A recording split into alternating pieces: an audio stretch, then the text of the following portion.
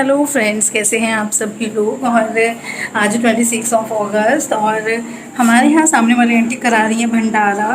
रात का टाइम है, अभी हम लोग नहीं गए हैं, लेकिन हाँ कैसा माहौल है वो मैं आपको दिखा देती हूँ। कोरोना का कोई डर नहीं है। एंड यस, इस ब्लॉग से पहले आपके पास एक एक्ट पहुँच जाएगा। आई होप कि आप सबको पसंद आए। कोशिश तो की है मैंने, बट देखते हैं। तो फ्रेंड्स, ये है सामने का सीन। तो अभी तो हम लोग नहीं गए थे, भीड़ भी थी इस टाइम पे। तो आप देख सकते हैं जो फीमेल्स हैं उनको ऊपर मतलब नीचे बिठा के खाना खिलाया जा रहा है। नीचे और भी काम हो रहे हैं, कुछ कुछ चीज़ें नीचे आई थिंक मेल लोग खा रहे हैं। तो इस तरह का स्टार्ट हो रहा था भंडारा। और ये अंकल आंटी हमेशा कराते हैं, हर साल में एक बार कराते हैं इसी सीज़न में। तो कुछ इस तरह का सीन है और बड़ा अच्छा सा लगता है ऐसी चीज़ें देखने में जब और इस तरह के काम होते हैं। और यस, काफ़ी जो आसपास के जो एरियाज़ थे ना उनमें से काफ़ी दूर दूर से लोग आते हैं, क्योंकि इनका जो भंडारा है उसके बारे में मोस्टली सभी को पता होता है कि हाँ भाई ये तो करेंगे ही करेंगे, इनका फिक्स है हमेशा। तो देखिए ये भी कुछ फीमेल्स आ रही हैं हमारे पड़ोस से ही। तो ये सीन था। और हाँ, जब भंडारा हो जाता है ना उसके बाद कीर्तन बैठता है, पूरी रात कीर्तन चलता है और अगले दिन सुबह के टाइम पे वो बंद होता है।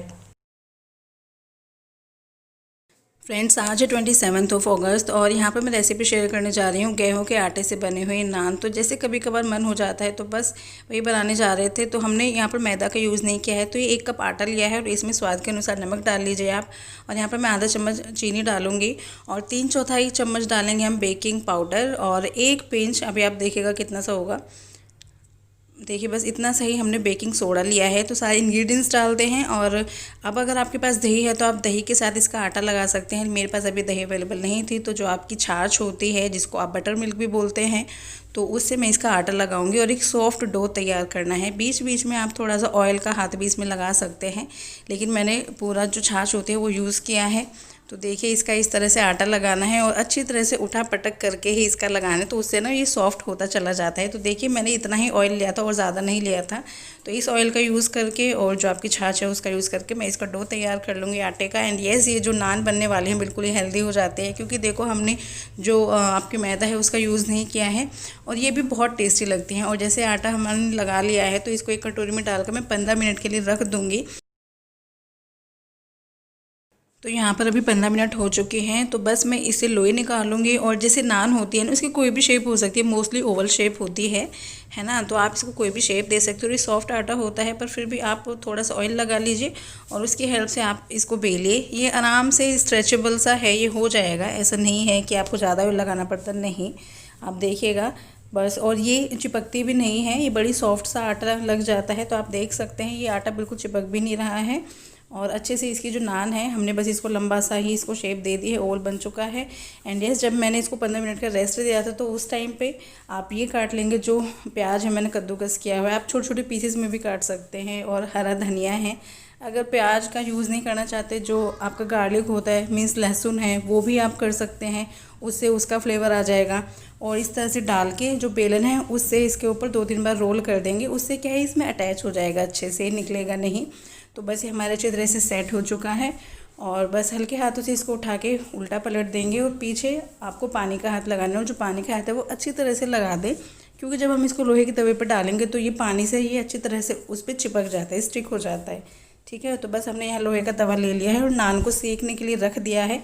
और ये तवा हमने पहले से गर्म किया हुआ है। और देखिए जैसे आप गर्म तवे पर डालते हैं ना तो इसमें थोड़ी से जो बबल्स उठने लग जाते, थोड़ी सी उठने लगती है, यानी कि वो नान ना नीचे से सिक रही है। तो आपको उसको नीचे से ज़्यादा सेकने की ज़रूरत नहीं होती, क्योंकि तवा गर्म होता है। बस आप इसको ना आप उल्टा कर दीजिए। देखिए इस तरह से आपको इसका ऊपर वाला पोर्शन सेकना होता है, जैसे आप और नान भी बनाते हैं जैसे।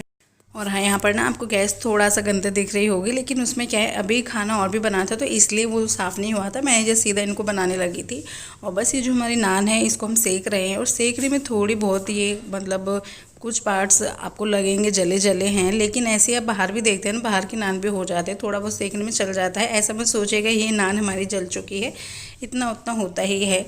ठीक है, तो बस जो हमारी नान है बस पूरी तरह से सिकने वाली है। और ये देखिए हमारी नान सिक चुकी है और जो इसका जो पोर्शन चिपका हुआ है उसको किसी नाइफ़ की हेल्प से आप हटा सकते हैं। तो देखिए आपने इस तरह से हटा लिया और मैं आपको पीछे से भी दिखाऊंगी कैसे सिकी हुई है। दोनों तरफ से आप देखिए पीछे से भी अच्छी तरह सिक चुकी है और आगे से भी। तो हमारी जो नान है वो तैयार हो चुकी है। एंड इसके कुछ पोर्शंस फूले फूले से नहीं है, तो ऐसी भी हो जाता है। आपको ये नहीं सोचना है कि फूली नहीं है तो कैसी नान है, ऐसी भी बन जाती है। ठीक है, तो बस ये हमारा होममेड बटर है, इससे हम बस इसके ऊपर लगा देंगे, क्योंकि जो नान है उसके ऊपर ना हो बटर तो ऐसे तो नहीं अच्छा लगता है ना। तो बस हमने लगा दिया है बटर। तो ये थी हमारी फर्स्ट नान। इसके बाद और भी बनाई थी तो, लेकिन हमारी फर्स्ट वाली तो देखने में लग रही है, लेकिन हाँ आपको अगर इस तरह की पसंद थोड़ी और एहतियात से इसको करें सेके, है ना। तो ये दूसरी वाली नान थी, ये थोड़ा सा जैसे कुछ पोर्शंस फूल जाते हैं ना, तो इसके कुछ पोर्शंस फूल गए थे।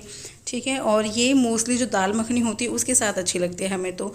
लेकिन आज बस ऐसे ही मन हो गया था, बस यही बनाई थी और इसके सामने हमने सिर्फ यही लिया था। और ये खाने में सिंपल ऐसे भी अच्छी लग रही थी, अचार वगैरह या और चीज़ों के साथ भी आप ले सकते हैं। हाय गाइस, अभी हम दूसरे रूम में चलते हैं क्योंकि सैंडी यहाँ फ़ैन ऑफ नहीं करने देगा। तो मैंने कुछ सूट्स निकाले हैं स्टिच कराने के लिए। जैसे ऐसे होता है ना कि मतलब आप स्टिच करा के रख लो, काम आई जाती हैं चीज़ें। तो मैंने सोचा एक बार आपके साथ भी शेयर करते हैं कि क्या मैं कराने वाली हूँ स्टिच। वो ये इकट्ठे होते रहते हैं फिर एक साथ निकालते हैं। तो बस अभी चलते हैं। और ये रहे मेरे सूट्स, क्योंकि सैंडी सब सो चुकी है।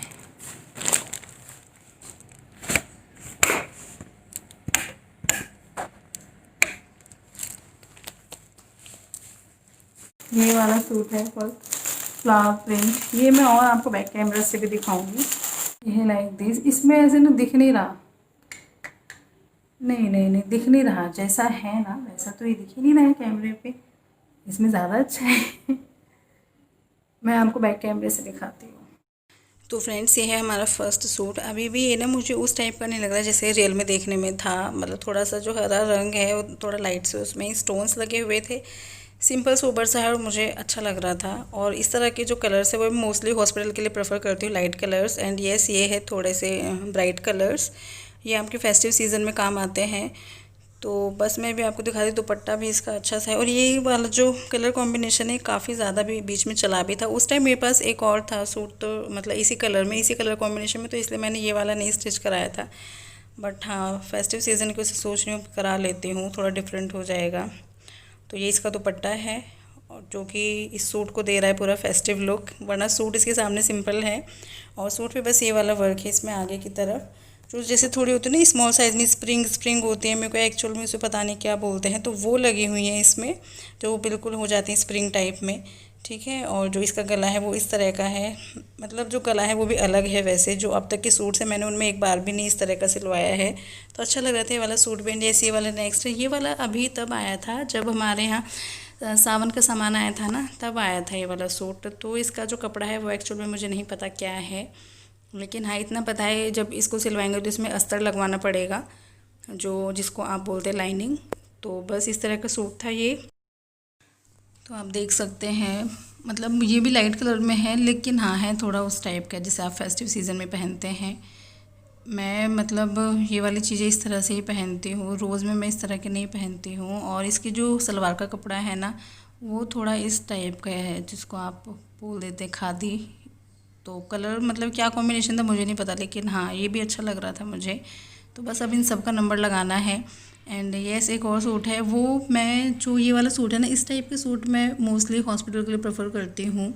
इस टाइप के भी जैसे ये ना सिंपल सोबर में आ जाते हैं और अच्छे भी लगते हैं, क्योंकि इनका जो कलर है उस मतलब जैसे फेस्टिवल में पहनते हैं ना उस टाइप का कलर नहीं है। तो इसके साथ में इसका जो फ़ोटो था वो भी था, तो उसी से आइडिया लग गया था। मैंने इसको खोल के भी नहीं देखा था पूरा, बस देखने में ऐसे ही रह रहा था कि अच्छा है, जब सिलवाऊंगी तब देखूंगी। तो दुपट्टा है इसका, और दुपट्टा इस तरह का है, और मतलब काफ़ी हल्का सा था, लेकिन जो लेंथ थी वो कंप्लीट ही थी। और सूट हमारा इस तरह का देख सकते पूरा सिंपल है, बस नीचे थोड़ा सा डिज़ाइन है और ऊपर जो गला हो जाता है वहाँ पर डिज़ाइन है। लेकिन हाँ बहुत अच्छा लग रहा था, और मैं अपने हॉस्पिटल को मिस कर रही थी कि अगर मैं अब जा रही होती ना तो मैं इसको कब का स्टिच करा लेती। ये मुझे रक्षाबंधन पे जो मेरी बड़ी भाभी है उन्होंने दिया था, और जो स्टार्टिंग में मैंने दिखाया ना आपको वो वाला सूट दिया था जो मेरी छोटी भाभी थी उन्होंने। तो बस इसका इस तरह का लुक है इस वाले सूट का।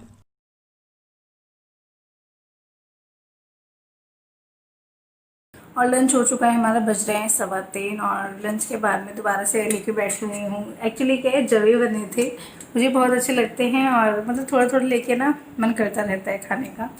सैंडी आपको खाना है? मैगी है, छोटी मैगी खा के देखो, छोटी मैगी।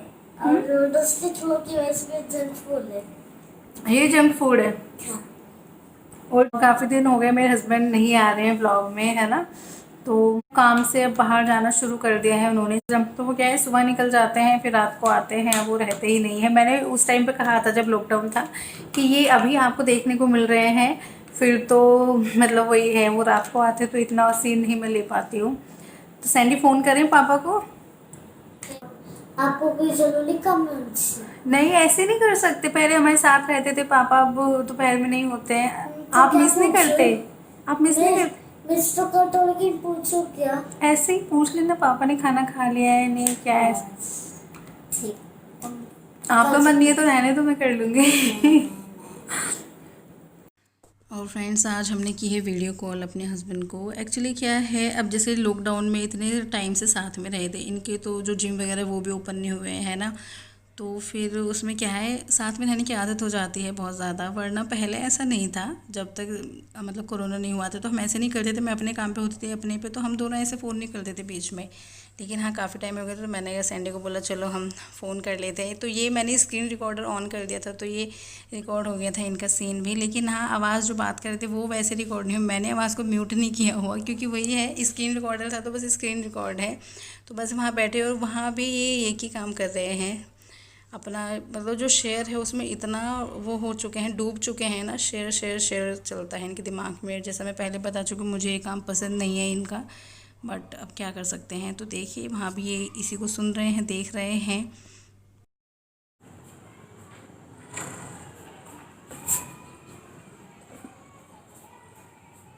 हमेशा की तरह अपने घर में हम आज़ाद नहीं है। हमें बंदरों से डर लगता है।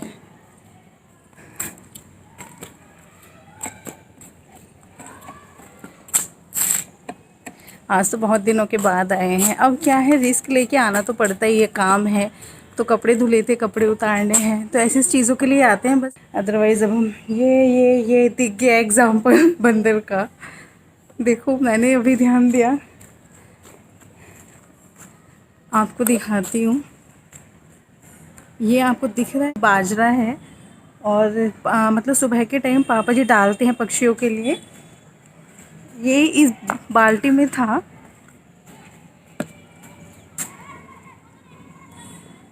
ये सारा बिखरा हुआ है। इट मीन्स ये बंदर के ही काम है। देखो, ये इधर ढक्कन से इधर गिरा हुआ है, बाल्टी को उधर खींच के ले गए होंगे। और ये जो बाल्टी है ना, इसका ढक्कन बड़ा टाइट है, लेकिन हाँ, जो बंदर है वो भी बहुत यहाँ पे तकड़ा सही है। तो बस यार, मुझे डर लग रहा है करने में। मैंने कहा मैं इसे उठाऊँ, इतने में दोबारा ना आ जाए कहीं से।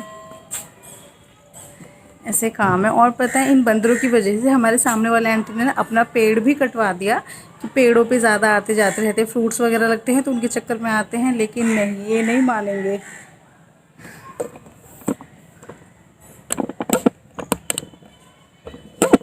मुझे डर लग रहा है करने में। मैंने कहा ना जाए, चलो करना चाहिए। अभी मैं जा रही हूँ मिशन पे, रिस्क लेके कि बंदर ना आ जाए, लेकिन फ़ोन की सेफ्टी देखना भी ज़रूरी है, पता है। ये मुझे अपनी चिंता नहीं है, बस फ़ोन को कुछ ना हो। मैंने अपने हस्बैंड से हड़पा हुआ है, ये पता है, छीना है मैंने उनसे। मैंने कहा मुझे रिकॉर्डिंग के लिए दे दो, मेरा फ़ोन ले लो, और बस। तो फ्रेंड्स, यहाँ पे क्या था, मैं इसको उठाने लगी थी, जैसे बिखरा हुआ है, मैंने कहा कपड़े बाद में उतारेंगे, पहले इसको साफ़ कर देते हैं, इकट्ठा कर देते हैं। बिल्कुल जो ज़मीन से तो मैंने पूरा नहीं उठाया था, क्योंकि वैसे भी पक्षियों के लिए डाला ही जाता है छत पे, तो मैंने ऊपर ऊपर से उठा दिया था। लेकिन यस, मुझे बिल्कुल भी खबर नहीं थी कि बंदर आ जाएगा। मैं इधर देख भी रही थी, मैंने कहीं इधर से तो नहीं आ जाएगा, बट मुझे दिखाई ही नहीं। इधर साइड में भी एक बहुत बड़ा पेड़ है, तो वहाँ से भी आता है mostly.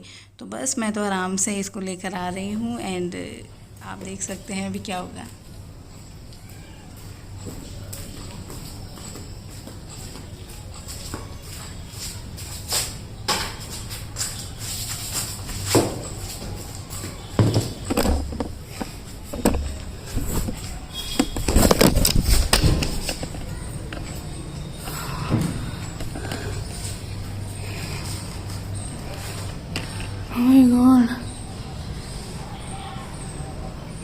Here you can see.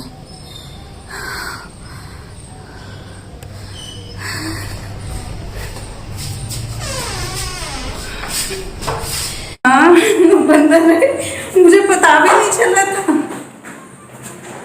Friends ये सीन तो कैमरे में रिकॉर्ड हो गया, आपने खुद ही देखा। तो ये हालात है हमारे यहाँ बंदरों के, मतलब बस काम से ही जाते हैं उसमें भी रिस्क रहता है। और ये तो ना थोड़ा हल्का वाला बंदर था, एक बहुत ही ज़्यादा मोटा सा घूमता है वो नहीं था, उसको देख के तो ना वरना हाथ पर फूल जाते हैं।